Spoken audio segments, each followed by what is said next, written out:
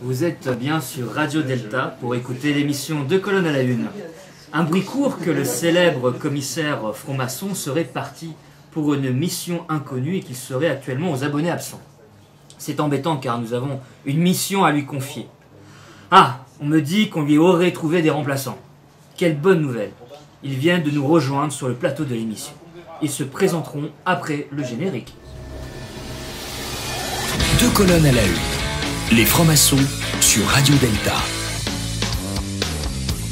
Bonsoir, vous êtes de retour dans l'émission Deux colonnes à la une sur Radio Delta. Oui. Nous avons le plaisir et l'honneur, il m'a fait un beau chèque, de recevoir Jacques Ravenne, papa ou maman du célèbre commissaire Marcasse, puisque vous êtes deux. Donc maman du célèbre commissaire Marcasse, et qui pour une fois lui a fait une infidélité, donc puisque nous avons les aventures d'un autre Marcasse, dans une trilogie pour l'instant, la saga du Soleil Noir, avec la parution du dernier, qui suit non pas la nuit du métal Jean-Laurent, mais la nuit du mal. Et le triomphe des ténèbres. Le dernier opus. Donc c'est la relique du chaos. Tu t'enfonces ça. Donc bienvenue Jacques, c'est un plaisir de te recevoir. Surtout que tu te fais rare, merci. que je ne te vois jamais. Moi, je Voilà. vois. Oui, voilà. Et puis nous saluons entre parenthèses nos amis de Montmorency-Luxembourg, puisque ça fait bien longtemps que nous avons été privés de cette loge d'excellence qui brille à Lorient tout le temps. Montmorency-Luxembourg. Bien, donc nous allons entrer directement dans le vif du sujet, à savoir pourquoi vous avez fait cette infidélité au commissaire Marcasse. Et tu présentes pas les chroniqueurs? Et puis qu'on parle en notre nom propre, tout ça, tu sais. Ouais, c'est vrai. Ouais, alors j'attendais de voir s'ils étaient réveillés. En plus, ils font partie des meubles, puisque Jean-Laurent était sorti du placard. Ouais. Nous avons Jean-Laurent Turbet avec nous. Bonsoir Jean-Laurent. Bonsoir. Bonsoir. Président fondateur. Ouais, on était tous les deux, je me rappelle, autour d'une table, avec beaucoup d'alcool. Ça n'a pas changé. Nous avons un petit nouveau, Frédéric Vincent. Buongiorno, Belpé. Ouais, Frédéric Vincent, donc présente-toi. Je suis Malakas, je viens du Venezuela. Mais non, ils sont en aventure là. Quelle aventure là? À la recherche de la bouteille perdue. Je ne connais pas, monsieur. Nous avons une petite nouvelle, Ingrid, qui fait une infidélité à une émission fort intéressante. Il y en a plusieurs. Il y a les pierres brutes. Voilà. Il y a, Ingrid, elle est un peu partout en fait, dans toutes les émissions maintenant. Éclectique, consentante. Ou pas. Ne me regarde pas comme ça, VP. Non. Non mais bon bref, la seule émission que personne ne comprend dans le PAF maçonnique et dans le PAF tout court. Ensuite nous avons Gilou à la technique, qui anime Allô Gilou tous les soirs. Oui, bonsoir BP. Bonsoir Gilles. Parce que d'ailleurs je vais rendre l'antenne tout de suite pour être à l'heure de Allô Gilou tout à l'heure. Voilà. Dommage pour vous. Donc maintenant nous pouvons y aller parce que finalement on a assez parlé de vous. Alors comment est venue l'idée de la saga du Soleil Noir? C'était ça la question. C'est une question passionnante. Pourquoi l'invité s'est enfui en courant? Non. Il y a effectivement une réalité tangible au démarrage. Il se trouve que dans le cadre d'un documentaire qu'on a fait sur France 5 sur les archives qui ont été volées par les nazis à Paris, Bruxelles et dans d'autres pays européens et récupérées par les Russes en 1944-45, on est allé à Moscou pour tourner dans les archives du KGB et de l'Armée Rouge, ce qui restait encore des archives. Une grande partie avait été restituée aux pays européens, mais il en restait encore quelques-unes, ainsi qu'à Minsk. Et on s'est fait ouvrir ces archives. On a été très surpris de voir à l'intérieur tout l'intérêt que pouvaient avoir les nationaux-socialistes pour les aspects ésotérisme de la franc-maçonnerie. Ça nous a un petit peu intrigués. Et à partir de là, on a entamé une recherche. On s'est aperçu qu'effectivement, il y avait une fascination continue à travers des personnages aussi singuliers, effectivement, qu'Hitler d'un côté, mais par exemple Himmler ou d'autres personnages, Rudolf Hess, entre autres. Et on s'est dit que ça serait intéressant de faire une réécriture de l'histoire de la Seconde Guerre mondiale à travers justement le prisme du nazisme.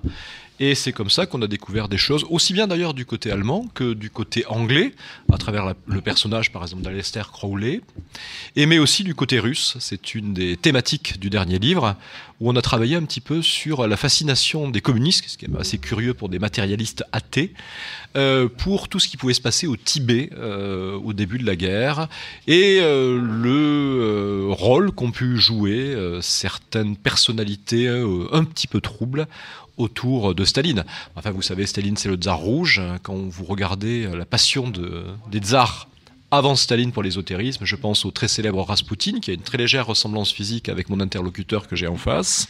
Je me dis quand même que nous sommes dans quelque chose qui méritait d'être traité. Alors, ce n'est pas l'explication du nazisme, bien évidemment, cela va de soi, mais c'est une des racines du mal. Alors, il y a une question que je me pose justement, et qui est intéressante, c'est que maintenant les archives sont revenues en France, puisque la Russie les a restituées, et on en avait parlé, tu l'avais souligné d'ailleurs à l'occasion d'une planche. En fait, c'est que les nazis, quand ils sont arrivés à Paris, la première chose qu'ils ont faite, ce n'est pas d'aller à l'Élysée ou à Matignon, enfin l'équivalent de l'époque, mais c'est d'aller dans les obédiences. L'entrée des troupes nazies à Paris se caractérise par la mise en place de commandos spécialisés, directement d'ailleurs sous la responsabilité de Martin Bormann, le secrétaire d'Hitler à l'époque, puisqu'on a retrouvé le télégramme qui a été envoyé à Bormann, et il s'installe au Grand Orient, à la Grande Loge, dans toutes les obédiences maçonniques reconnues, et il pille systématiquement tout ce qu'il y a à l'intérieur, qui sera envoyé par wagon entier à Paris, mais ça ne se limite pas uniquement à Paris. Toute la France est passée avec le soutien des vichistes, voire de la milice beaucoup plus tard. Et on retrouve par exemple à Moscou comme à Minsk des archives maçonniques extrêmement intéressantes de Bordeaux. Par exemple, la plus ancienne archive maçonnique française se trouve à Minsk, qui date de 1700 et quelques, je ne me souviens plus exactement de la date, 1743 je crois. C'est l'anglaise de Bordeaux. C'est l'anglaise de Bordeaux, voilà. Donc on a toute une partie de notre patrimoine maçonnique, mais aussi notre patrimoine national qui se trouve là-bas, parce que, tu l'as précisé, oui, ils ont officiellement tout rendu. Et quand on se rend aux archives de l'Armée Rouge, il suffit d'arriver pour se rendre compte qu'il y a des caisses absolument partout. Les Russes ont une logique de la restitution qui nous échappe un petit peu. Oui, d'ailleurs, en fait, toutes les loges les plus anciennes actuellement sont du côté de Bordeaux. C'était, disons, un reliquat du commerce triangulaire. Non, mais la franc-maçonnerie, c'est comme le rock'n'roll, c'est venu par les ports. Avec un T. Hein. Avec un T. Oui. Parfois, si on parle de Crowley avec un C, mais sinon, oui, avec un T. Et d'ailleurs, on avait, à l'époque, quand on avait regardé les archives, notamment à la Grande Loge de France, avec, je me rappelle, ouais. Avec Jacques, et où Jacques avait tourné sur place, on avait les photos des forces allemandes en train de forcer les coffres. Les coffres. Ouais, ouais. Et une partie s'est perdue. Hein. Il faut bien entendre aussi que ça a été confié à des unités ensuite assez différentes. Et il y a des parties qu'on n'a pas, tout simplement parce qu'elles ont été brûlées ou bombardées. D'ailleurs, un des premiers cartons qui a été ouvert, comme nous l'a dit un frère bien connu de notre atelier, on va dire, Emmanuel Pierrat, c'était le carton où il y avait les affaires d'Hugo Pratt.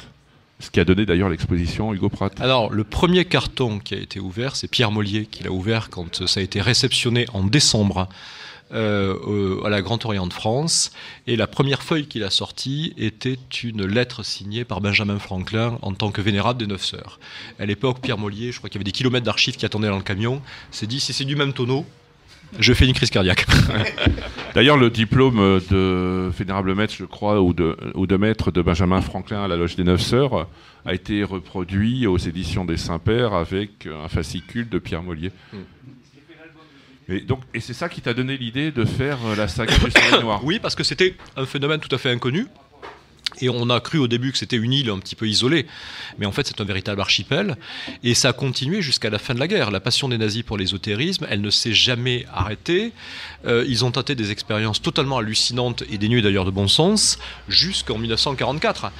Quand on pense qu'on envoie, par exemple, un groupe d'Allemands pour fouiller le château de Caen, la veille du débarquement en Normandie pour essayer de trouver un trésor viking à l'intérieur. Bon, on voit quand même qu'il y a un certain décalage. Et puis surtout, ils avaient créé une structure universitaire qui a regroupé des centaines d'intellectuels de bon niveau, d'accord, des archéologues, des anthropologues, des philosophes, des ethnologues, des linguistes, qui s'appelle l'Annenerbe, traduction héritage du passé en allemand, et qui a fait des recherches partout en Europe. Et en France, par exemple, ces recherches les ont menées aussi bien à Montségur qu'à Carnac. Le premier relevé tout à fait sérieux de Carnac, c'est les Allemands qui l'ont fait. Mais aussi, par exemple, dans le sud de la France et à Lascaux, où il y a eu pas mal de fouilles qui ont été faites à ce moment-là. L'idée, c'était quoi? C'était de démontrer qu'il y avait une prééminence de la race allemande avant les grandes civilisations antiques, qui étaient des civilisations égyptiennes et grecques. Voilà. Donc il fallait chercher partout en Europe. Et partout où on pensait que les Aryens étaient passés, des preuves de cette prééminence. Et par exemple, ils sont allés avant-guerre jusqu'au Tibet, où ils ont fait des fouilles, des mesures. On a des photos encore des gens de l'Annenerbe, Bruno Beger, pour ne pas le citer, qui est l'homme qui mesurait les crânes donc des Tibétains pour définir la classe sacerdotale de la classe prolétarienne. Alors ça peut amener à sourire, mais c'est à ce même Bruno Beger qu'on va demander en 1942, en juillet 42, c'est un des sujets du livre, de définir qui est juif ou qui n'est pas en Caucase, en employant exactement la même méthodologie qui avait été celle employée au Tibet. Mais alors, sa particularité, c'est qu'il aimait bien le faire sur des têtes coupées. Alors, au Tibet, il l'a fait sur des têtes vivantes. Oui, mais ensuite, quand on lui a demandé... Parce qu'en fait, en juillet 42, les Allemands envahissent le Caucase. Et ils se retrouvent face à des tribus montagnardes dont ils n'arrivent pas du tout à définir si elles sont juives ou pas. Ça leur pose un très gros problème. Oui. Et on demande à l'Annenerbe, à ce moment-là, de définir la judaïcité de façon définitive. Qui est juif ou qui l'est pas. Or, ils avaient un gros problème, c'est qu'ils avaient tenté de le faire en Allemagne juste avant la guerre, et 11% des enfants juifs dans les écoles étaient blonds aux yeux bleus. Donc là, déjà, les critères habituels, ça marchait pas. Et Bruno Beger, lui, va proposer des caractères anthropométriques, et pour ça, il lui faut une collection de crânes juifs. Il va chercher partout désespérément ce que les en fournissent. Alors, je ne rentre pas dans les détails, il va s'adresser à la Wehrmacht sur le front de l'Est pour qu'elle récupère des cadavres. La Wehrmacht n'est pas très conciliante. Il va aller dans des musées, etc. Et à la fin, bien évidemment, il va aller au Auschwitz pour essayer de récupérer des juifs vivants et de récupérer ensuite leurs cadavres. C'est une des parties de la recherche nazie qui est très très peu connue, mais qui est parmi les plus honteuses. Il faut savoir que toute cette étude et ces collections, on les a retrouvées dans le musée et dans l'enceinte de l'université de Strasbourg. C'est là où elles ont terminé. Oui, il y a eu un scandale d'ailleurs. Il y a eu un scandale puisqu'elles ont toujours été entreposées. On en retrouve toujours, je crois que c'était il y a 4-5 ans. 4-5 ans, en fait, on a retrouvé un certain nombre de coupes du cerveau qui ont été faites, etc. Voilà. Alors je précise quand même que tous les gens de l'Annenerbe, qui représentent plusieurs centaines d'intellectuels et d'universitaires, à peut-être 5 exceptions près, n'ont jamais été condamnés par les tribunaux d'épuration et ont continué à enseigner dans l'université allemande jusque dans les années 75. Y compris à Strasbourg, je crois, pour certains. Pour certains. Mais alors, justement, c'est intéressant parce que tu démarres la saga par un personnage qui montre toute l'ambiguïté, puisque je pense que beaucoup d'entre nous ont vu le film 7 ans au Tibet. Avec Ernst Schaffer, qui est quand même capitaine SS, fanatique, et qui en fait va éduquer pendant 7 ans le Dalai Lama. Alors, il y a deux choses. C'est-à-dire qu'il y a un certain nombre d'Allemands qui sont tombés amoureux du Tibet. Après, ils en sont tombés souvent amoureux en 1944, pour des raisons sur lesquelles je n'aurais pas à revenir, mais qui, pour les connaisseurs d'histoire, sont assez évidentes. Il y a des gens qui sont tombés amoureux du Chili aussi à ce moment-là, de l'Argentine, certains de la Syrie aussi, ou de l'Irak. Vous vous rappelez d'ailleurs de ce fameux tennisman chilien des années 70 qui était partenaire de double de Björn Borg, ce brave chilien qui s'appelait Hans Gildemeister. Voilà, que faisait papa pendant la guerre, on ne sait pas, il jouait au tennis. Donc très clairement, effectivement, il y a eu un retour au Tibet pour certains, parce que c'était quand même un pays très isolé, très protecteur. Mais après, dans le cas que tu cites de Schaffer, il y avait une véritable fascination pour la culture tibétaine, et lui aussi est passé à travers les mailles du filet pendant des années et des années. Et c'est vrai qu'au Tibet, jusqu'à encore il y a peu, cette expédition allemande, c'était une des premières ouvertures du Tibet sur des pays européens non anglais, et c'est resté fondamentalement dans les mémoires. Ils ont ramené des tonnes de parchemins, énormément de plantes médicinales, des bouddhas marqués de croix gammées. On en a retrouvé avec Eric un en Allemagne. Et ils étaient convaincus d'avoir trouvé effectivement le berceau de la racine aryenne qui aurait été le Tibet. Bon, on sait aujourd'hui qu'archéologiquement, intellectuellement, historiquement, c'est une erreur. Pardon, je suis très ému d'être pas loin en effet dans le 6e de la rue de Bussy, parce qu'en effet, c'était la première loge maçonnique parisienne et donc vraisemblablement de France, qui était au 12 rue de Bussy. D'ailleurs, si vous allez au 12 rue de Bussy, vous voyez au-dessus de la porte une étoile flamboyante qui date de cette époque. Non, qui a été rajoutée. Qui a été rajoutée un petit peu après, mais pas très loin. C'était là en fait où ils faisaient leur banquet, souvent leur repas, la loge étant en face. Et c'était, suivant ce qu'en disait Lalande dans l'encyclopédie, Saint Thomas au Louis d'Argent, qui était donc cette loge qui se réunissait avec beaucoup d'anglais, mais c'était des premières loges, ou la première loge qui se trouvait à Paris, donc pas très loin d'ici. Voilà, monsieur Bépé. Et nous sommes rue de l'abbé Grégoire. Donc, non, comme par hasard, un maçon, je pense, non? On a dit qu'il l'était. Je ne suis pas sûr qu'il le fût, mais en tous les cas, il a fondé la société des Amis des Noirs. Et je sais que par contre, celui qui a fait l'éloge funèbre de l'abbé Grégoire, c'était Adolphe Isaac Crémieux, qui lui était à la fois au Grand Orient, puis ensuite souverain grand commandeur du Suprême Conseil de France. Voilà. Et puis, pour faire court. Dans le 6e, nous avons aussi, comme par hasard, pas loin de là où était le Grand Orient, à l'époque, nous avons aussi quand même Saint-Sulpice, dont la maîtrise a été quand même assurée par des frères comme Clérambault, Rameau et d'autres. Mais Jacques, je crois que tu connais très bien le 6e arrondissement d'un point de vue historique. Non, mais la présence des francs-maçons s'est d'abord développée dans ce 6e arrondissement, mais pour une raison assez simple. Le quartier Saint-Germain est le quartier aristocratique au XVIIIe siècle, dans la première moitié du XVIIIe, et c'est là où se regroupent aussi tous les exilés d'Angleterre qui ont fui l'Angleterre protestante. Voilà. Tout simplement parce qu'ils sont souvent hébergés par des familles riches et aristocratiques. Et donc c'est tout à fait logique qu'ils se soient regroupés et qu'ils aient en quelque sorte importé le modèle maçonnique et qu'on l'ait eu rue de Bussy. On le faisait chez un traiteur qui était un petit peu bouché, un petit peu rôtisseur, un petit traiteur qui s'appelait Héron, un nom vraiment prédestiné. Et donc c'est tout à fait logique que ça soit passé là. Mais simplement ce qui est intéressant, c'est qu'il y a toujours eu la volonté d'avoir une présence maçonnique dans ce quartier, puisque le Grand Orient, quand il se structure à la fin du XVIIIe siècle, a ses locaux, là où se situe aujourd'hui la librairie catholique La Procure, comme quoi il peut y avoir parfois des ironies de l'histoire, mais auparavant on avait piqué quand même le séminaire des Jésuites, donc c'est un juste retour des choses, dirais-je. Cela dit, le département franc-maçonnerie de La Procure est très bien fourni, et nous y trouvons même d'ailleurs tes livres, Jacques. Ça a mis du temps.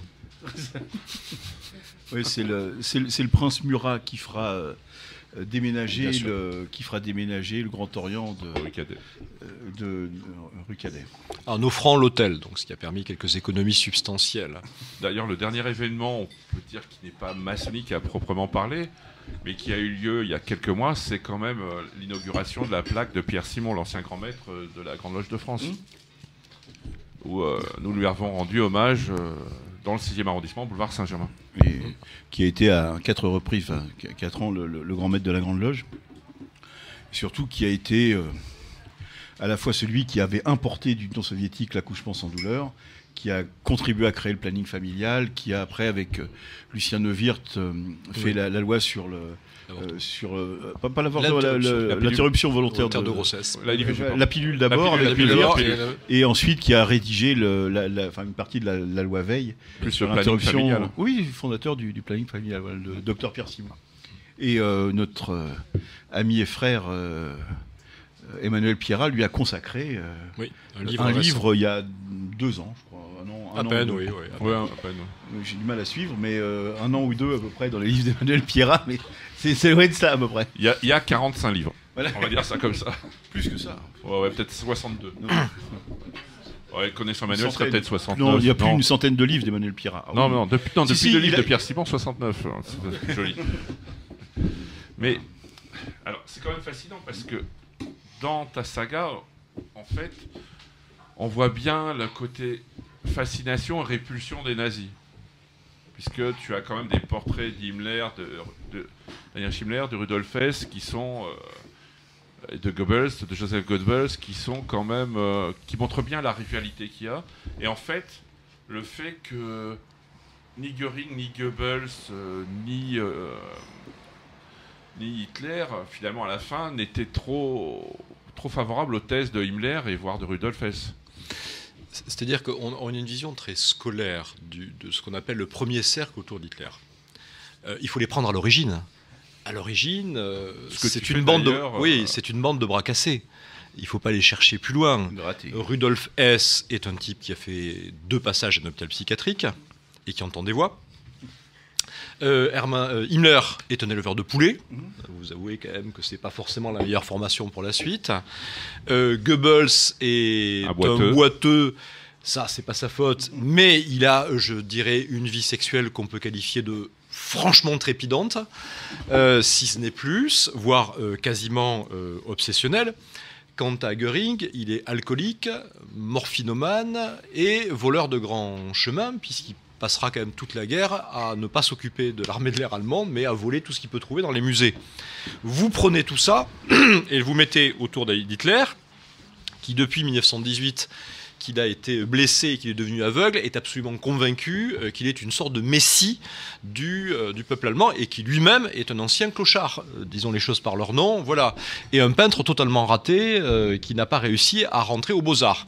J'ai retrouvé le nom du type qui lui a fait passer, du prof qui lui a fait passer le concours. Je mets la scène où ce type reçoit Hitler et voit les aquarelles. C'est pas possible, quoi. 2 fois qu'il se présente. Mais virez-moi ce minable. J'en veux à ce type à mort. Franchement, il l'aurait accepté aux Beaux-Arts, il aurait fait une carrière, ça aurait été radicalement différent. Ceci dit, les œuvres d'Hitler peintre, d'aquarelliste, d'un point de vue strictement pictural, sont fortement discutables. Aujourd'hui, sur le marché des arts, se vendent particulièrement bien. Vous avez en fait des ratés du système, et c'est ça qui est intéressant. C'est qu'à un moment, tous ces gens ont été refoulés du système officiel. Pour des raisons diverses. Goebbels parce qu'il boite, mais voilà. Hitler parce que c'est un clown, etc. Et tous ces gens vont se rassembler autour de lui. Sauf qu'on croit qu'une fois qu'ils sont arrivés au pouvoir, c'est la bande de bons amis. C'est totalement faux. Tous ces gens ont en ligne de mire un Hitler dont la santé se dégrade dès 1942, dont on commence à voir qu'on ne sait pas s'il va arriver jusqu'à la fin. Donc qu'est-ce que vous croyez que ça fait? Ça exacerbe totalement les rivalités. Et celui qui est le mieux placé, c'est Himmler, parce qu'il a une force militaire qui est la force des SS. L'armée de l'air de Göring ne pèse strictement plus rien, et Goebbels est encore en quelque sorte le porte-parole officiel du régime. Donc nous, ce qu'on a essayé de montrer avec Eric, c'est combien ces gens étaient divisés entre eux. Et sur la question de l'ésotérisme, le fossé est total. Vous parlez d'ésotérisme à Goebbels, il préfère, lui, les actrices tchèques. Chacun ses goûts. Vous parlez d'ésotérisme à Göring, lui, il préfère la morphine. Le nombre de piqûres de morphine par jour de Göring, aujourd'hui, un camé actuel, si vous préférez, c'est le Nirvana que vous lui offrez. Bon, quant à Hess, lui, il part en Écosse et il se perd complètement dans les limbes. Il entend des voix, etc. Donc ces gens sont très très divisés. Ce qui les tient, c'est qu'Hitler tient encore. Mais entre eux, tous les coups sont perdus. Si on sait aujourd'hui que Göring a amassé la collection la plus exceptionnelle de soutien-gorge qu'un homme ait pu amasser, on le sait par les dossiers d'Himmler. L'état de santé d'Hitler, on le sait par les dossiers d'Himmler. Donc c'est ce personnage aussi qui est pivot et qui tient pratiquement tout. Donc on passe de bras cassés à 2 gens ensuite qui se détestent cordialement et qui surtout, au fur et à mesure que les années passent, 41, 42, 3, commencent à comprendre, pour ceux qui en sont capables, que ça ne va pas durer longtemps. Alors, pardon. Non. Par contre, ce qui est assez intéressant aussi, c'est dans ce qu'écrivent Jacques et Eric, c'est justement cette redécouverte des textes ou des soit ésotériques, soit maçonniques, et surtout maçonniques par des anti-maçons. On a oublié l'apport des anti-maçons dans la recherche maçonnique. J'allais dire, de 1730, avec franc-maçonnerie disséquée de Samuel Pritchard, la première révélation par un renégat, jusqu'aux premiers travaux, j'allais dire, historiques, sérieux, après ceux, par exemple, d'Albert Lantoine avant-guerre, mais qui sont ceux de Pierre Chevalier, Et Pierre Chevalier vient à l'étude de la maçonnerie parce qu'il est mandaté par Pierre Gaxotte, qui est un militant d'extrême droite, non collaborateur, mais extrême droite et très anti-maçon, qui va mettre Pierre Chevalier, qui n'était pas maçon évidemment, pour étudier les documents de la franc-maçonnerie. Et donc Pierre Chevalier va sortir l'histoire de la maçonnerie française en 3 ou 4 volumes, mais c'est une commande anti-maçonnique de Pierre Gaxotte. Et Pierre Chevalier étant lui-même, on va dire, d'une droite bien à droite, bien extrême. Comme les premiers volontaires de Voilà. la France libre. Voilà. Mais voilà, donc cet apport sur la recherche maçonnique par les anti-maçons, c'est un des éléments aussi intéressants. Alors, ce qu'il faut voir, c'est que quand les Allemands s'emparent des archives, ils ne laissent pas les locaux vides. Vont s'installer à l'intérieur un certain nombre de collaborationnistes. Darquier de Pellepoix, non, il y est pas. Alors Darquier de Pellepoix, lui, va s'occuper beaucoup plus des affaires juives après. Bernard Faye. Céline faisait le siège d'ailleurs Tout à fait. tous les jours, il était devant les locaux de Darquier de Pellepoix. Bernard Faye, qui est un universitaire, mais surtout un conservateur de la Bibliothèque nationale, va s'installer rue Cadet, où ils vont gérer ce qu'on appelle le bureau des sociétés secrètes, et dans lesquels il va y avoir des publications aux annales maçonniques, qui aujourd'hui encore sont très révélatrices sur ce que nous sommes, puisqu'ils avaient accès aux documents restants. Mais ce qui est frappant aussi, c'est que si on regarde toute cette politique anti-maçonnique, et en particulier le film Force occulte, qui reste une des références aujourd'hui sur l'histoire de la maçonnerie, c'est aussi le fait de frères dévoyés. Beaucoup sont d'anciens initiés. Jean Mamy était à la Grande Loge de France. Voilà. D'ailleurs, j'invite à lire l'ouvrage de Combes que nous avions reçu dans 2 colonnes à la une sur la franc-maçonnerie sous l'occupation. Et alors, Qui défait quelques mythes et c'est heureux. Alors, je pense que Jean-Laurent, on est tout à fait sur la même longueur d'onde là-dessus. Donc, j'invite, si vous voulez approfondir, à lire les biographies de Longrich sur Himmler, Goebbels et Göring. Puis vous découvrez pourquoi Göring est devenu en fait un drogué. En fait, il est blessé pendant le putsch de Munich en 1923 et il a une jambe qui est dans un état lamentable, donc il le pique à coups de morphine et c'est comme ça qu'il devient accro. Goebbels, il ne faut pas oublier qu'il vient de la gauche. C'était la gauche du parti nazi avec Strassner, avec les frères Strassner. Et puis Strasser. Et Himmler, c'était un catholique fervent au départ. Donc c'est assez intéressant de voir comment ils sont débrouillés. Ça n'a pas duré. Hein. Non, ça n'a pas duré puisque c'était les prochains sur la liste. C'était les prochains sur la liste. C'était les prochains sur la liste. Et alors, il y a un personnage, en revanche, qu'on voit apparaître de temps en temps, mais je dirais qu'il ne va plus apparaître si tu fais une suite, puisque son sort est scellé en 1942 à Prague, c'est Heydrich. Et la chance que nous avons eue, c'est qu'il devait partir pour la France. Alors Heydrich, c'est l'homme lige d'Himmler. C'est celui qui va s'occuper du SD, c'est-à-dire de tous les services de sécurité du Reich, Gestapo comprise, ceci dit sur toute l'Europe. Et c'est un officier de la Kriegsmarine, la marine de guerre allemande, mais qui a été viré parce que il avait eu une... Alors non, c'est pas viol. Promesse de mariage non... Voilà, Alors est-ce qu'il y a eu consommation? Ça, on ne le saura jamais. Mais promesse de mariage non tenue. Et c'est un homme qui, lui aussi, a une rancœur fondamentale contre le système prussien, contre le système allemand en tant que tel, et qui va se révéler un orfèvre hors pair en matière d'espionnage. Alors c'est par exemple lui qui va créer quelque chose dont on parlera un jour dans un roman, c'est les salons de Kitty. Alors je pense que peu de gens connaissent, mais les Allemands avaient créé dans les grandes villes occupées de toute l'Europe des bordels pour généraux, avec des prostituées, j'ose dire, autochtones. Mais les bordels étaient truffés de micros et de caméras. Et on filmait les officiers supérieurs de la Wehrmacht. On coupait quand c'était les SS. Mais on filmait les officiers supérieurs de la Wehrmacht pour savoir s'ils ne complotaient pas contre Hitler. Mais ces salons Kitty sont dévoilés partout, à Paris, à Berlin, à Prague, etc. Tu y fais un peu allusion d'ailleurs dans le 3e tome avec les comtesses du Führer. Avec les comtesses de la Gestapo, oui bien sûr, ça a été quelque chose qui est très... Et la Moi ce qui m'a toujours fasciné quand même, qui est une chose amusante et sur lequel j'aimerais beaucoup écrire, mais sur lequel malheureusement on n'a pas assez de documents, c'est qu'à la mort d'Heydrich, qui est donc abattu à Prague en 1942 par un commando de Tchèques entraîné par les Anglais, il meurt de septicémie au bout de 4 jours. Oui, parce qu'en fait dans la voiture, il y avait des crins. Il y avait des crins de poils de cheval. Voilà. C'est pas la grenade. Comme quoi le cheval est nocif. C'est pas la grenade. Le dossier en cuir était bourré de crins. C'est ça. Mais il avait un coffre.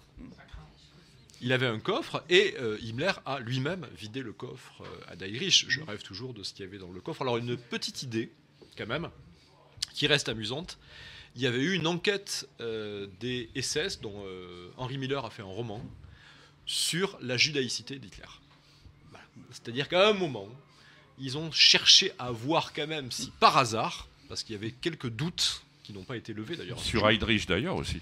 Sur Heydrich ailleurs, surtout pas sur Heydrich, non. Principalement sur Heydrich, oui, pas sur Himmler. Pardon, sur Heydrich qui a dû se battre toute sa vie pour prouver qu'il n'était pas juif. Rosenberg, c'est le même problème. Mais sur Himmler, il y a eu une enquête des SS, oui, à Vienne, pour voir comment se faisait-il que la grand-mère d'Hitler était tombée enceinte en étant servante dans une famille juive. Ça a posé quand même un certain petit problème d'éthique nazie. Bon, l'éthique nazie étant très différente de la nôtre, mais c'était assez curieux, oui. D'ailleurs, j'invite à lire les ouvrages de Chapoutot sur qu'est-ce que le nazisme, etc., qui sont excellents. Dans le dernier. Dans le dernier, oui. Sur le management, dont les méthodes sont appliquées aujourd'hui. Ce que nous fait découvrir aussi ce roman, c'est non seulement ce qui se passe pendant la guerre avec les nazis, etc., mais ce qu'on oublie, c'est la multiplicité des sociétés secrètes et ésotériques avant-guerre. Alors les sociétés ésotériques de la Rose-Croix, etc., avec Guaita, avec Oswald Wirth qui vient de ces mouvements-là, avant de resymboliser, j'allais dire, la Grande Loge. Mais avant, par exemple, tu citais Raspoutine en Russie. Il y a eu quand même quelques voyages importants avant d'occultistes. Il y a eu Papus et Maître Philippe de Lyon qui sont allés en Russie, qui ont été d'ailleurs virés par Raspoutine et par le clan de Raspoutine en disant ce sont des mages, des magnétiseurs, enfin ce sont des charlatans, etc., remplacés par d'autres charlatans. Mais il y avait toutes des sociétés j'allais dire, ésotériques, beaucoup de sociétés ésotériques qui ont disparu, mais qui faisaient le sel. Alors, on a parlé d'Aleister Crowley, qui, avec l'Otto et avec Ordo Templar, organisation, etc., et un certain nombre d'organisations dont il était membre et qu'il a créé autour de l'abbaye de Thélème, fait ce que... Il a d'ailleurs fait un séjour en Allemagne aussi. La Golden Dawn, dont tu fus membre, etc., et les sociétés initiatiques, sociétés secrètes qu'il a fait. Moi, le bouquin que je connais le mieux, c'est d'un frère de la Grande Loge de France qui s'appelait Serge Hutin, qui était un des maîtres de François Rognon à l'époque, qui était son second surveillant, si mes mémoires sont bonnes, à Arrêt Travail. Ouais. Et Serge Hutin a écrit beaucoup de livres, dont un sur Aleister Crowley, qui a été, on ne s'en rappelle pas, initié à la Grande Loge de France, à l'Anglo-Saxon Lodge, aux alentours de 1910. Voilà. Alors Crowley, c'est un personnage qu'on fait réapparaître dans notre roman, parce que c'est effectivement le mage qu'a connu l'Angleterre. Quand il est mort, le Times a titré « Le personnage le plus détestable des Royaumes-Unis est décédé ». Et qui avait une vision, le plus malsain, qui avait une vision de lui-même poussée à l'extrême, et qui a eu quand même cette citation que personne n'a jamais repris. Je cite Aleister Crowley, mais que je prends absolument pas mon compte, que personne ne peut reprendre son compte. Citation d'Aleister Crowley: avant qu'Hitler ne fût, je suis. Déjà, ça donne à peu près le niveau référentiel du personnage, mais le personnage est absolument fascinant, drogué complet, héroïnomane, et il a eu érotomane, alpiniste de très haut niveau aussi. Comme Julius Evola. Oui, comme Julius Evola, bon, on est dans un autre domaine. Et comme Schaeffer. Voilà, comme Julius Evola. Et là, je pense que mon interlocuteur ira plus rapidement que moi, et qui a eu une influence déterminante sur les groupes de rock des années 70, Led Zeppelin, d'ailleurs. Dont Led Zeppelin, dont le guitariste, si ma mémoire est bonne, Jimmy Page, a acheté le manoir d'Aleister Crowley. C'est Blendison House, je crois, le manoir. C'est ça. Jimmy Page a acheté à la fois il a acheté ses robes de mage, il a acheté, etc. Il y a eu aussi, comment il s'appelle, Ozzy Osbourne, qui a fait une chanson qui s'appelle Mr. Crowley, etc. Enfin, et il y a un groupe de métal qui s'appelle Blendison House, qui est le nom du manoir. Et là où Jean-Laurent a très raison, c'est de parler de la floraison des sociétés secrètes qui ont éclos avant la Seconde Guerre mondiale et en France pendant la période de la collaboration. Et je voudrais juste citer un personnage qu'on trouve dans toutes les sociétés secrètes des années 1940-1942, c'est Plantard de Saint-Clair, qui va être le fondateur de l'énigme de Rennes-le-Château. C'est lui qui va lancer cette chose-là. On le trouve intégralement dans toutes les sociétés secrètes de l'époque. Et chose qui peut vous amuser, au Grand Orient, le groupe qui s'occupe de la surveillance des sociétés secrètes a laissé une partie de ses archives que nous avons toujours et qu'on peut consulter. Et on a la grande stupéfaction de voir que le régime de Pétain, quand il surveille les sociétés secrètes, surveille surtout les sociétés secrètes d'extrême droite, de peur d'être débordé. C'est quand même assez terrible quand on y réfléchit, de peur d'être débordé sur sa droite.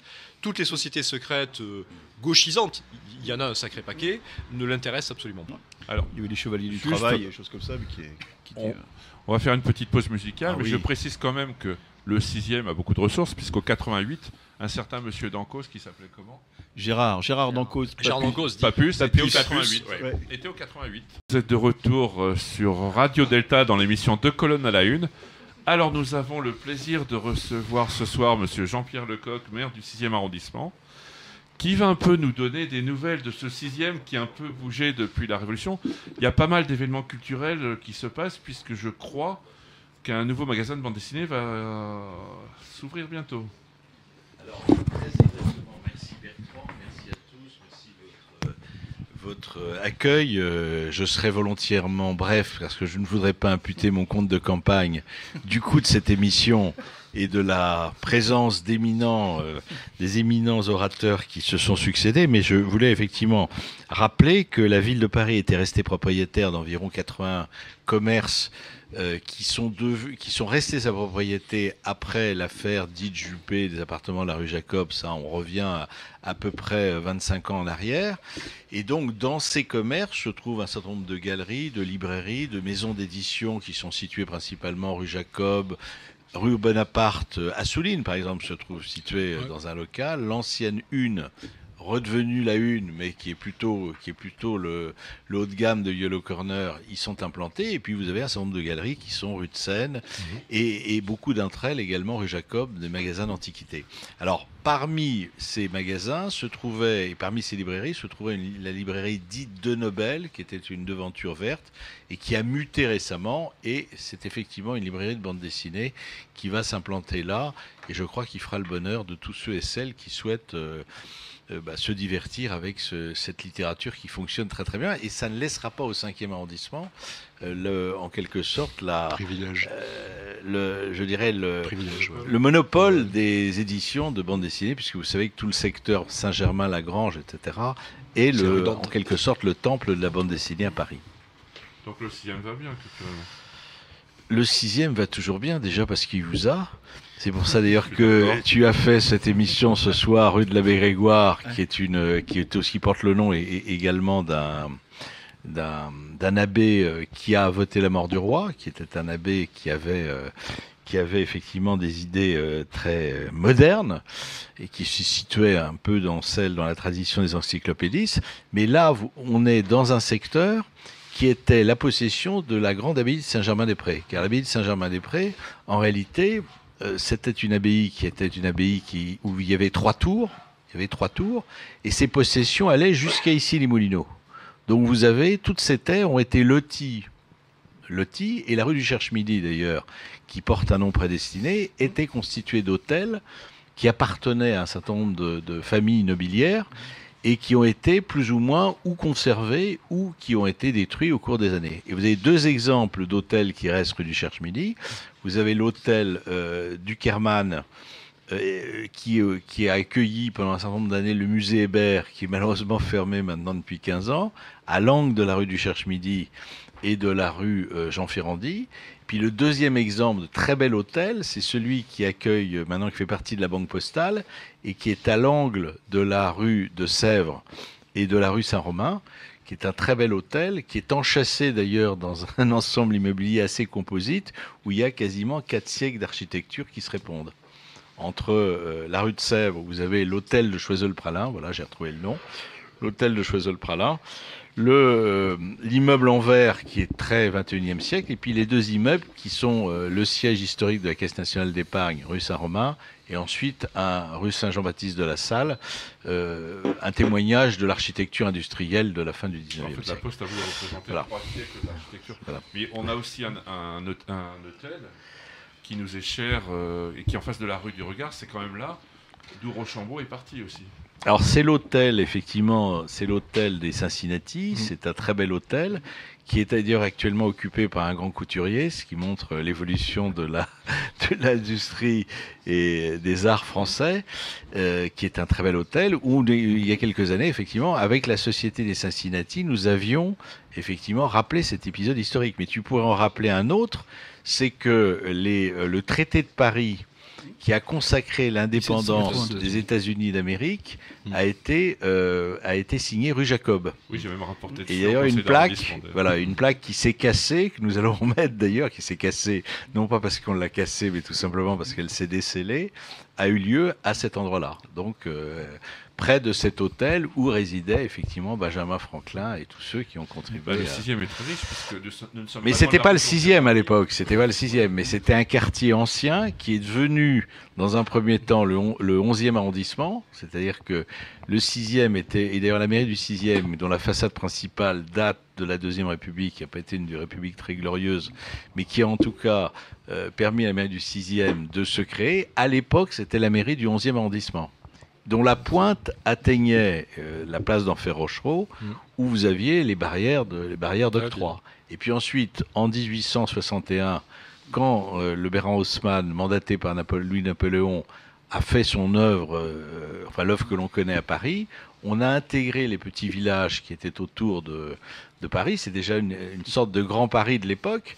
Et on a renuméroté, et les 20 arrondissements que vous connaissez ont été créés. Et le 14e a été créé en prenant un bout du 11e arrondissement et en y adjoignant les villages de Montrouge, de Châtillon, etc. Et d'ailleurs, nous ne sommes pas loin de la rue Jean Ferrandi, où il y avait un cimetière. D'ailleurs, peut-être que le commissaire Marcas pourrait se pencher sur la question, puisqu'en fait, la dépouille de Montesquieu a été enterrée rue Jean Ferrandi, et quand ils ont fait les travaux, elle a été déménagée à Saint-Sulpice. Ouais. J'avais rapporté en conseil de quartier là-dessus, on en avait parlé d'ailleurs. Et en fait, on ne sait pas où elle est. Il y a un grand nombre de personnalités dont les corps ont été enterrés sous Saint-Sulpice à différents niveaux et qui venaient des cimetières qui entouraient Saint-Sulpice, parce qu'il y en avait plusieurs. Il y a un exemple, il y a une rue des Fossoyeurs qui part de Saint-Sulpice, qui a été rebaptisée depuis fort longtemps. C'est-à-dire que le sous-sol est lui aussi très littéraire, parce qu'on pense aussi que peut-être Madame de Lafayette est enterrée sous l'église de Saint-Sulpice. Mais moi, il y a une anecdote qui dit tout Saint-Germain, dans son esprit toujours un petit peu, je dirais, rebelle. Et vous savez que Napoléon avait l'habitude, quand il était empereur, de recevoir tous les soirs un rapport sur la situation politique en France signé Fouché, qui choisissait très très bien qui choisissait très bien ce qu'il disait. Et quand Napoléon fait la campagne de Russie, suit derrière le rapport de Fouché, qui arrive toujours avec 10 jours de retard. Et le jour où Napoléon rentre dans Moscou, arrive le rapport Fouché, qui a 10 ou 11 jours de retard. Et Fouché se fait l'écho de moqueries dans le faubourg Saint-Germain sur la campagne napoléonienne. Et Napoléon a cette phrase: « On conquiert Moscou et ces messieurs-dames de Saint-Germain font la fine bouche. » Je trouve la phrase remarquable. Et vous savez ce qu'il a fait de colère dans la suite? Comme il était en inactivité, il a créé tous les statuts de la Comédie Française. Dans la nuit. Voilà. Et je pense que ça, c'est un esprit très particulier. Parce qu'effectivement, le 6e, Saint-Germain-des-Prés, qu'il faut ramener à ce qu'il était, c'est-à-dire l'abbaye, etc. et autres, c'est une racine très lointaine, est à la fois quelque chose qui est culturel, qui a toujours été culturel, qui se maintient comme culturel, mais qui a toujours conservé un esprit d'indépendance dans Paris même, dans Paris intramuros. Et je pense que cet esprit d'indépendance est un esprit qui aujourd'hui ne manque pas de vivre et d'être cultivé. C'est pas forcément un arrondissement comme les autres. Non, puis on peut être très vache aussi, puisque je parle sous le contrôle de Jean-Pierre. C'est que si vous voulez faire une vacherie à quelqu'un, vous lui donnez rendez-vous 69 rue du Cherche-Midi. Le 69 rue du Cherche-Midi n'existe pas, puisque c'est l'entrée de la rue de Bérite, c'est l'ancien marché. Et effectivement, le seul qui en parle, c'est Huysmans dans un de ses romans. Vous avez aussi le début de la rue de Rennes, puisque Haussmann n'avait plus d'argent, il ne pouvait pas aller jusqu'au bout. Donc donner rendez-vous à quelqu'un, un rue de Rennes, vous verrez, il ne sera pas déçu du voyage. Même au 40. Même au 40, il le cherchera longtemps. Ce qui est amusant, monsieur le maire, puisque j'ai été ce qui est amusant, moi j'ai été pendant longtemps, moi aussi, un élu de la République, c'est que quand on est en campagne électorale, comme vous l'êtes pour le second tour à l'heure actuelle, c'est toujours le moment où on va voir le maire, on lui demande quelque chose. Alors je vais transmettre quand même deux demandes. Une demande d'Emmanuel Pierrat, qui pense à faire un recensement des bordels ecclésiastiques du 6e arrondissement. Je vous laisse penser les choses. Voilà. Qui était sur rue Saint-Sulpice d'ailleurs. Oui, qui était le plus célèbre, était rue Saint-Sulpice, dont il reste encore quelques petites choses. Ouais, je reconnais bien là, Emmanuel.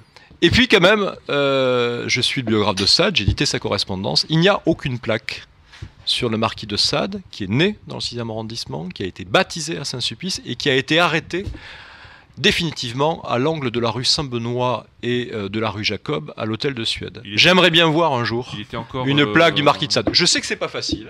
Et moi, je ne vous réclame pas une plaque Robespierre. Je connais vos opinions sur la question. Je vais tout de suite. Non mais Robespierre, il fait partie de l'histoire. Évidemment. Mais il n'a rien à voir avec le 6e. Mais là, je crois que Bertrand a tout à fait la capacité de suggérer qu'effectivement. Ah mais je finance la plaque. C'est pas du tout ça. Ne crèvera pas le budget. Moi, ça ne me choque pas du tout. Le marquis de Sade. C'est un personnage quand même extrêmement important aujourd'hui de la littérature française et qui mériterait, me semble-t-il, justement à l'endroit de son arrestation, qui est à 2 pas de l'angle de l'appartement de Marguerite Duras. Il était encore président son comité de salut public. Il a été à ce moment-là, c'est bien avant. Il n'est quasiment jamais revenu dans le 6e arrondissement après son arrestation. Il a vécu du côté rive droite. Voilà, c'est tout à fait différent. Il n'avait pas laissé des souvenirs exemplaires. Mais la difficulté, d'ailleurs, je le dis, la difficulté est moins de financer la plaque que d'obtenir l'accord du propriétaire ou des copropriétaires de l'immeuble sur lequel sera posée la plaque. Alors après, il y a une autre possibilité. On peut faire une place ou oui, enfin, si tu veux, là, je te laisse la responsabilité de ou la place du marquis de Sade. Là, c'est un peu plus. Je me permets de vous conseiller humblement de mettre plutôt une plaque parce que je me vois mal faire une inauguration conjointe avec vous d'une place Donatien endroit Français Marie de Sade dans le 6e arrondissement. Je pense qu'on aura un petit peu plus de mal. Mais c'est vrai que c'est un personnage totalement emblématique, connu dans le monde entier, dans la Pléiade d'aujourd'hui. Rappelez-vous la pub de Gallimard, l'enfer sur papier Bible. Je trouvais ça très joli et qui mériterait effectivement d'avoir aujourd'hui au moins une plaque sur son arrestation. C'est quand même le plus vieux condamné politique de l'histoire de France et qui a été condamné à mort sous 2 régimes et détenu sous 4. Je pense qu'aujourd'hui c'est un argument qui peut être entendu. Qui n'a jamais été exécuté. Il a été exécuté sur la place d'Aix-en-Provence en effigie. Voilà. Et je rappelle quand même que c'est le dernier condamné à mort de la Révolution de la Terreur. C'était lui le dernier. Il a été non arrêté 3 heures avant l'arrestation de Robespierre. Ce que tu décris d'ailleurs dans ton... Ce que j'ai décrit dans le bouquin que je lui ai consacré. Ouais. Alors, vous parliez d'un ordre assez important qui est l'ordre des Cincinnati, qui avait été créé par George Washington pour remercier, en tous les cas, tous ceux qui avaient contribué à la Révolution américaine. Et Benjamin Franklin était assez furax parce que Washington avait créé un ordre nobiliaire, enfin qui se transmettait de père en fils, et Benjamin, un ordre héréditaire, et Benjamin Franklin, qui était absolument contre tout ordre héréditaire, il était contre l'héritage, puisqu'il avait des biens considérables, et il a laissé à ses enfants, ça a dû leur faire plaisir, comme seul cadeau, la canne de marche que lui avait offert George Washington. Ça devait valoir $1, je pense, et encore, je sais pas. Voilà, c'est tout l'héritage que Benjamin Franklin a laissé à ses enfants ou à son fils. Donc voilà, il était contre l'ordre des Cincinnati, et voilà, il voulait un ordre plus républicain, Benjamin Franklin. Donc, merci de votre intervention. Qu'est-ce qu'on peut souhaiter alors au 6e ? Je crois qu'il faut que, ça a été dit par Jacques Ravenne, il faut que le 6e conserve sa liberté de pensée, sa liberté de parole. C'est une très bonne chose. Et ça se perpétue à travers les cafés littéraires, à travers les librairies, à travers des endroits où on peut discuter, penser. Vous le faites ce soir également à votre façon. Donc, je crois qu'effectivement, vive la pensée. Je ne sais pas s'il faut dire vive la libre pensée, mais en tout cas, je ne suis pas très loin justement de le penser. Il faut, en tout cas, ça fait partie de la nation française d'exprimer ses idées. Si on les exprime pas pacifiquement. Si on ne peut pas les exprimer pacifiquement, alors on a tendance à les exprimer d'une autre façon. C'est une sorte de faiblesse de les exprimer violemment. Donc il faut essayer confronter ces idées, discuter avec les autres. Je crois que c'est une grande force et une grande sagesse en même temps. C'est vrai que c'est une longue tradition du 6e. Et d'ailleurs, nous avons commencé par une rébellion en 2001. Pour revenir sur le caractère rebelle du... Mais je crois qu'on ne se rend pas bien compte, enfin, pour moi qui suis traduit à peu près partout dans le monde aujourd'hui, mais... 88 ou... Non, je traduis dans 20 pays, n'exagérons mais pas. 48 langues, je sais plus. Un petit peu moins. Mais il y a une chose qui est quand même très caractéristique. Quand vous allez, je pense en particulier dans les pays asiatiques, et que vous expliquez que vous vivez dans le 6e arrondissement, c'est exactement comme si vous expliquiez que vous viviez au centre de l'univers pour des Japonais, pour des Coréens ou pour des Chinois. C'est-à-dire Paris, c'est deux choses. C'est la Tour Eiffel et quelques monuments emblématiques, Versailles à l'extrême limite. Mais le centre pour eux, c'est le 6e arrondissement. Et moi, il y a une chose qui m'a énormément frappé, c'est Ginza à Tokyo. Il y a un magasin Hermès absolument gigantesque et magnifique, peut-être un des plus beaux que j'ai jamais vu du point de vue architectural. Vous discutez avec des Japonaises, elles vous expliquent qu'elles préféreront toujours acheter leur sac Vuitton au magasin de Saint-Germain, dont on connaît tous les deux bien le directeur, plutôt que de l'acheter à Ginza. Pourquoi ? Parce qu'elles ont la grâce de revenir avec le sac marqué Vuitton Saint-Germain. Et que ça, à Tokyo, ça marche. Bon, moi, c'est quelque chose qui me fascine grandement. Je pense aussi qu'on néglige beaucoup, quand on parle du 6e arrondissement, du point de vue culturel, de l'aura touristique qu'il représente pour Paris dès qu'on commence à partir sur les pays asiatiques et même sur certaines parties de la côte est américaine. Et ça, c'est quelque chose qui, je pense, mériterait à être un jour ou l'autre développé. Ça, je peux te répondre, puisque nous avons classé le quartier... on a jumelé, puis surtout nous sommes en quartier... permettre à certaines librairies d'ouvrir le dimanche. On est en zone touristique internationale, mais au sens macronien du terme, puisque ça avait été une des principales choses qu'il avait fait voter lorsqu'il était ministre de l'économie. C'était des zones touristiques internationales, dans le cadre d'ailleurs d'une partie de poker, si je puis dire, avec Anne Hidalgo. Mais la logique pour une grande capitale, c'est d'être une ville touristique. Paris est une ville touristique, et on le voit maintenant.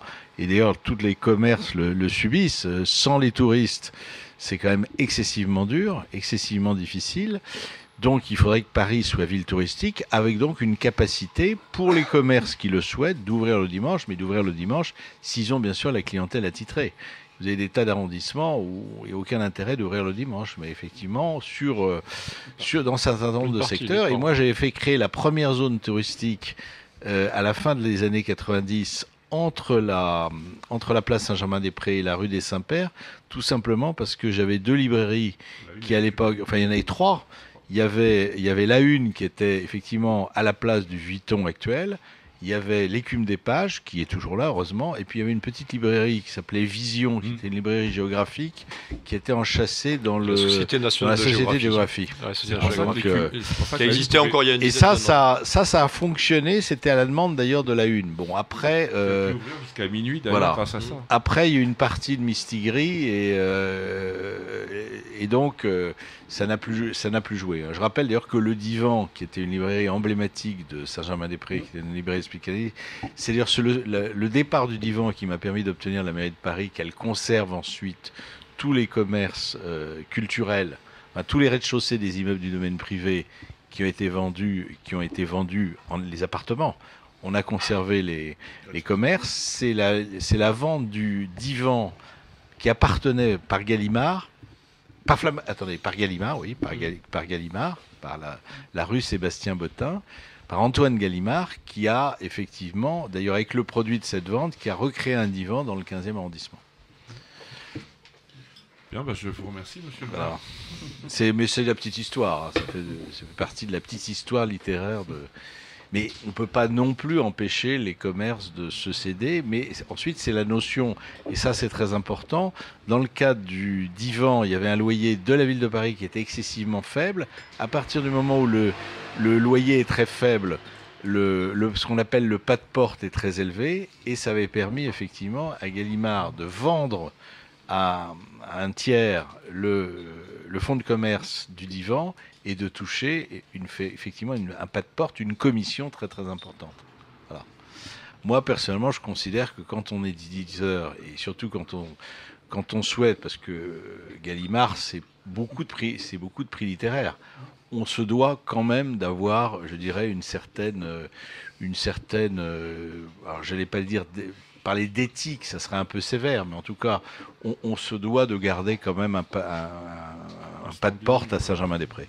Donc j'avoue que j'en veux un peu Antoine Gallimard, mais bon, j'ai évité de le croiser dans certaines circonstances. Mais ne le répétez pas surtout. Bonsoir, vous êtes de retour sur Radio Delta dans l'émission Deux colonnes à la une où nous recevons Jacques Ravenne. J'ai failli dire Éric Giacometti, mais bon. Et nous avons une des moitiés. J'espère qu'on fera quand même une émission avec Éric et toi un jour.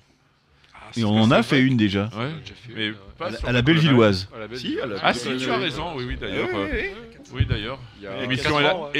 Émission hélas perdue d'ailleurs, puisqu'il y a eu un problème technique. On a eu que le direct. Donc, on va toujours cette incapacité de prouver qu'Éric existe. À la Bellevilloise, ça a été encore une fois de plus prouvé. Voilà, puis bon, j'essaye désespérément. Je pense que les nazis s'étaient vengés à l'avance. Ils savaient déjà que tu allais faire ça.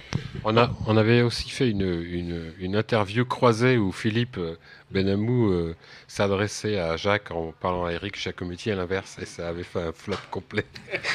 Donc, tu sais qu'il nous est arrivé de faire des interviews avec des gens qui m'appellent Éric Giacometti et Jacques Ravenne, qu'on ne dément pas, et on fait toute l'interview complète comme ça.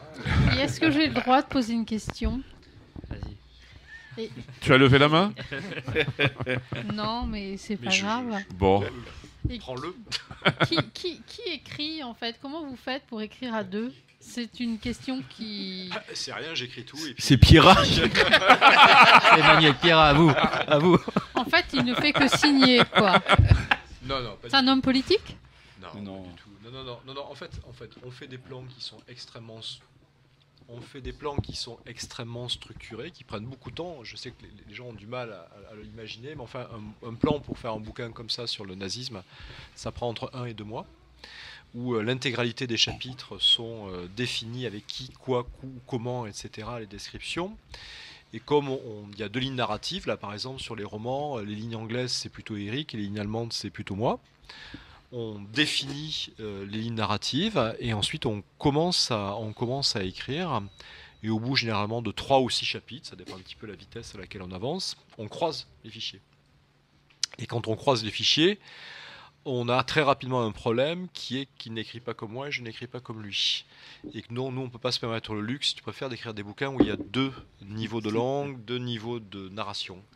Donc en fait, moi, je réécris ce qu'il a écrit, parce que je connais ses tics, et lui réécrit ce que j'ai écrit, parce qu'il connaît mes tics à moi. Alors par exemple, le truc classique, c'est les adjectifs qualificatifs. Moi, j'en mets 3 successivement. Flaubert faisait comme ça, je fais comme Flaubert. Bon, évidemment, sans le moindre talent de Flaubert. Éric est journaliste, n'en fout qu'un. Donc vous regarderez, on transige à 2. Il y a toujours 2 adjectifs, c'est comme ça que ça fonctionne. Mais on est obligé, sur des bouquins où le lecteur suit rapidement, de ne pas avoir aucune unité de... Enfin, il ne faut absolument pas avoir de différenciation. Alors, quand on a fait ce travail, à la fin, on fait lire nos bouquins aux proches. S'ils arrivent à identifier qui a écrit et qui ne se trompe pas, on est obligé de recommencer. Et quand d'une manière très péremptoire, on dit « Oh, mais non, mais ça c'est Éric qui l'a écrit, qui se plante, c'est Jacques », on sait que le bouquin est terminé. Voilà, c'est comme ça que ça se passe. Mais un bouquin, ça prend à peu près, en totalité, entre 7 et 9 mois. D'accord. Donc avec Éric, on peut dire que vous êtes quand même les maîtres du thriller maçonnique, mais en même temps, j'aimerais dire, sans Éric Giacometti et Jacques Ravenne, il n'y a pas de thriller maçonnique. Donc c'est quoi l'avenir du thriller maçonnique aujourd'hui? Alors, il y avait déjà eu un flic franc-maçon. Ça, il faut le reconnaître. Ouais. Oui, voilà. Et surtout, il y a eu un personnage que moi j'ai rencontré, qui est mort depuis, qui était un écrivain de romans policiers, qui s'appelait Pierre Magnan. Pierre Magnan qui a fait un superbe bouquin qui s'appelle La Maison Assassinée, qui fait un très beau film. Et Pierre Magnan avait écrit Un inspecteur La Violette. Et quand je l'avais lu, je trouvais que l'inspecteur La Violette, il avait quelques comportements un peu bizarroïdes. Et quand j'ai rencontré Pierre Magnan, je lui ai dit, mais est-ce que vous vous rendez compte qu'il est franc-maçon? Il m'a dit, je me suis inspiré d'un résistant et qui était franc-maçon, donc il y a 2 ou 3 trucs. Mais il n'en a jamais fait un... Ça ne lui a jamais servi à proprement parler. Mais c'est lui le premier qui a créé un flic franc-maçon. L'inspecteur La Violette, dans l'adaptation télévision, on ne retrouve pas du tout... Ah non, ça y est pas. Mais honnêtement, il y a 2 références maçonniques sur 7 bouquins, donc c'est très limité. Ensuite, est-ce que le thriller maçonnique a un avenir en lui-même? Je pense pas. Non, je pense pas. Et d'ailleurs, moi, je ne suis pas tout à fait sûr de faire des thrillers maçonniques. Je pense que je suis plutôt des thrillers ésotériques. Ouais. Le thriller maçonnique, à mon avis, pourquoi il peut pas marcher? Pour une raison tout simple. Parce que quand les francs-maçons l'écrivent, ils font super maçon. Le super maçon règle les problèmes, guérit la peste, je te touche, ça y est, t'as un QI de 145. Ne dévoile pas tout, s'il te plaît, Jacques. C'est fatigant, je suis obligé de le ça, rappeler. C'est pas possible. Et moi, je pense qu'au contraire, la véritable écriture maçonnique, Jean-Laurent, tu me diras pas le contraire, c'est de démythifier et de remythifier. Voilà, c'est ça notre boulot. Enfin, c'est d'enlever ce qui est de l'ordre du faux, et Dieu sait qu'il y en a, et en même temps de recréer du mythe. Et nous, on essaie de créer maintenant du mythe contemporain. Si Marcas rentre dans cette logique-là, ça nous vend très bien. Mais je pense pas qu'il y a une capacité à créer pour la maçonnique. Beaucoup de gens en écrivent, certains très bien. On a quelques frères d'ailleurs de la GL qui écrivent de très bons bouquins là-dessus. Mais ça restera, à mon sens, extrêmement limité. C'est une niche. La franc-maçonnerie n'est pas un milieu assez développé sur lequel on peut créer totalement une littérature. En revanche, l'ésotérisme, je vous rappelle quand même que les Cathares, c'est la France. Les Templiers, c'est la France. J'étais au cimetière du Père-Lachaise pour faire cet après-midi un documentaire. Je me suis arrêté sur la tombe d'Allan Kardec. C'est aussi français. En fait, les grands mythes ésotériques sont quand même fondamentalement français. Et là, on a une masse à découvrir encore qui me paraît très importante. C'est vrai qu'on n'a pas encore exploité tous les mythes autour de l'an 1000. Parce qu'on ne relit plus. Papus a écrit un nombre considérable de bouquins. Kardec, c'est dire, Goethe, Vire, tout ça, etc. Et puis alors, je délire parfois, mais alors quand vous lisez les autres, là... ils en prenaient de la bonne. C'est dire pour ne parler que de lui, les romans de Saint-Yves d'Alverde et compagnie... Il n'y avait pas le LSD, mais les mecs, ils étaient branchés direct. Voilà. Il faut relire. Il faut relire parce qu'il y a une culture. Relisez Huysmans, l'abbé Boulan. Ouais. Ça dit, quand les histoires de satanisme ésotérique rosicrucien de l'époque. Et ça vit là sec. L'abbé Boulan, quand même, qui était un prêtre qui avait renoncé à Dieu et qui, pour profaner le Christ, s'était tatoué la croix sur le talon des pieds pour l'écraser chaque fois qu'il marchait. Moi, ça, je ne l'ai pas inventé. Ça m'aurait même pas traversé l'esprit tellement c'est dément. Lui, le mec, il l'a fait. Il l'a pas inventé, il l'a fait. Le mec montrait ses croix, il écrasait le Christ avec le talon. Attends, respect. Ça dit, tu lis la revue Le Symbolisme d'Oswald Pierce, il y a quand même des trucs gratinés aussi. Ah, aussi. C'était bien. Et enfin, moi, je relisais L'imposition des mains d'Oswald Wirth, qui était un magnétiseur. Relisais, enfin, tous les bouquins de Wirth sont vraiment. J'allais dire une connerie, mais je ne le dirais pas. Non, mais le doigt dans le. Bon, honnêtement, ça se justifie pour une raison très simple, c'est qu'on ne contextualise pas. Oui. C'est à l'époque où le Grand Orient est quasi athée. Et honnêtement, la spiritualité maçonnique à l'état pur, on la trouve pas à cette époque-là dans les loges, très grandement. Donc c'est un peu normal d'avoir des gens comme Wirth et compagnie qui, à un moment, récupèrent quand même ce qui fait partie de notre histoire et le remettent un petit peu en avant. Et puis rien que dans le soin, avant l'invention de la pénicilline, de tout ce contrôle de l'aspirine, entre Jésus-Christ, mon oncle Benjamin et Papus comme médecin, ils font la même chose. Ils ont beaucoup d'empathie, ils font 2 saignées, et puis ils regardent les gens mourir.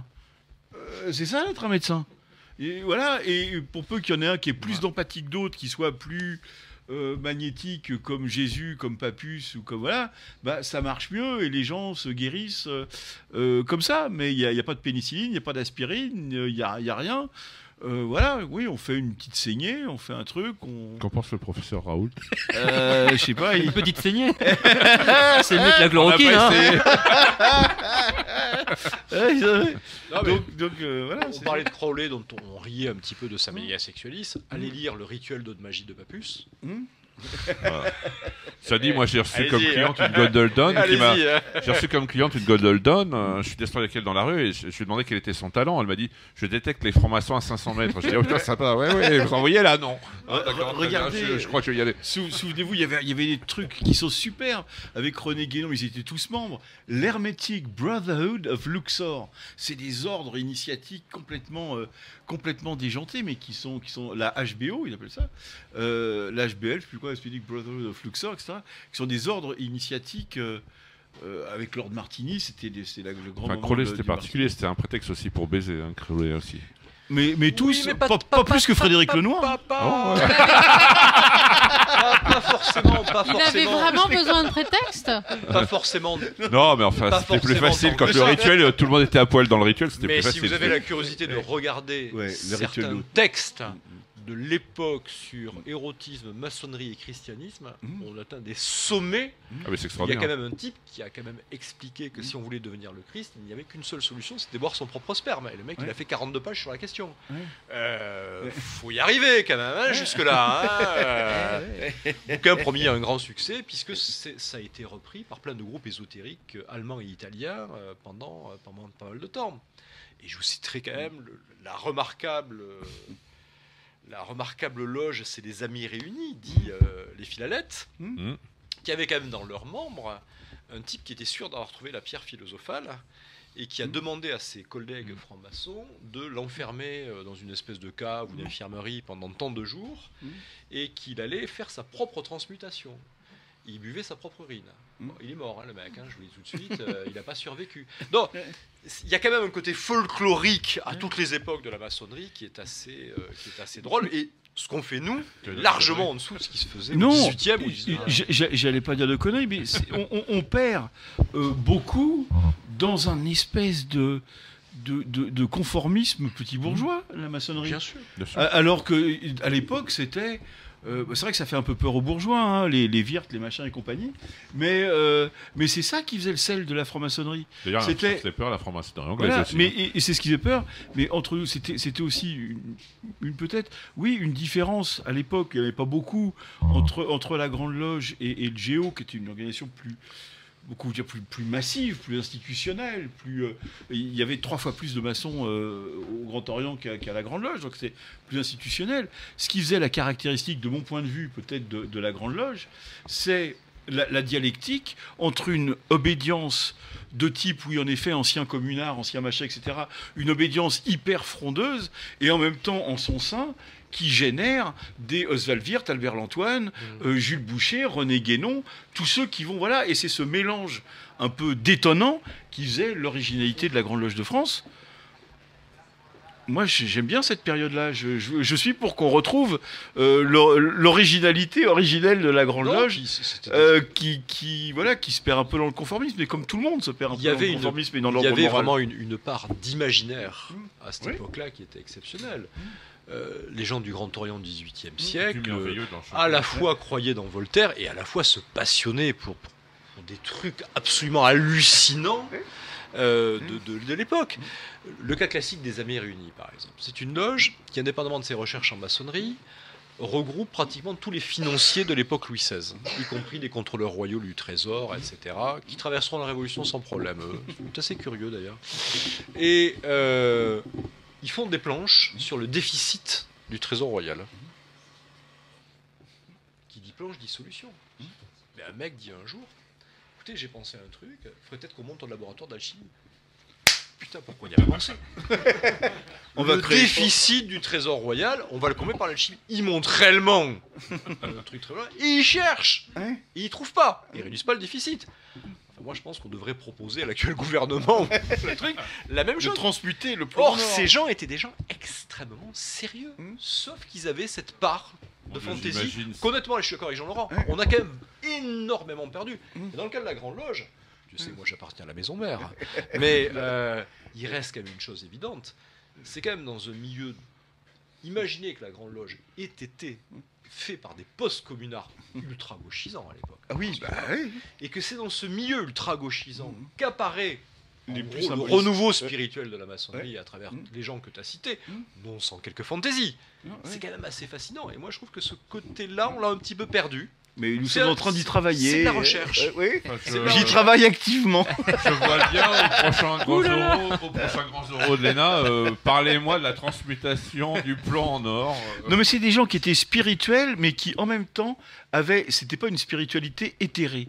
Quand Albert Lantoine écrit en 1937 sa lettre au souverain pontife, il écrit au pape en disant la maçonnerie et l'Église se sont foutus sur la gueule depuis 200 ans.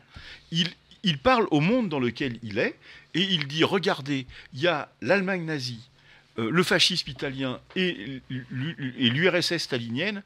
Est-ce qu'il ne vaut pas mieux faire l'union des forces spirituelles de vie contre les forces matérialistes de mort? Mais soyons Eh ben c'est du spiritualisme, comment dire, pas éthéré, mais qui soyons assez cohérents. On a quand même connu des époques extrêmement troublées depuis 1945.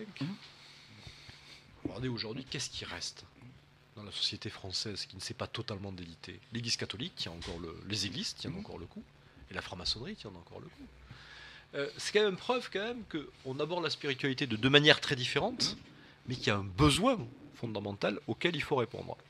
Moi, de mon côté, je pense qu'il faut y répondre par l'imaginaire, parce que c'est extrêmement important. Ça recrée quand même un lien intérieur très fort. C'est toi qui le démentiras, je pense. Mais après, je pense qu'ensuite, la maçonnerie en tant que spiritualité a un véritable rôle. Elle ne peut pas uniquement être une force progressive, politique ou de réflexion.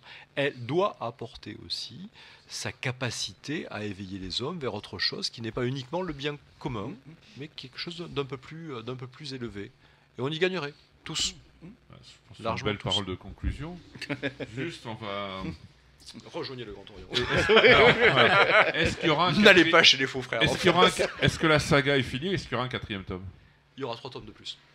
Ouais, ok, d'accord, super, parce que la fin, bon, je la dirai pas, mais Non, elle non, était très ouverte. Elle laisse sur sa fin. Elle est Nous open. nous C'est arrêtons, open. en 1942. Il est bien évident qu'on va aller en 43, 44, Je pense que 45. On va arriver aux On Américains. a des choses je pense. extrêmement intéressantes en Italie, on a des choses extrêmement intéressantes en Allemagne. Et il y a aussi quelque chose qui nous... Je ne sais pas si on le fera, mais il y a quelque chose qui nous happe depuis un bon petit moment. Chaque fois qu'on parle de la fuite des nazis, tout le monde parle de l'Amérique du Sud.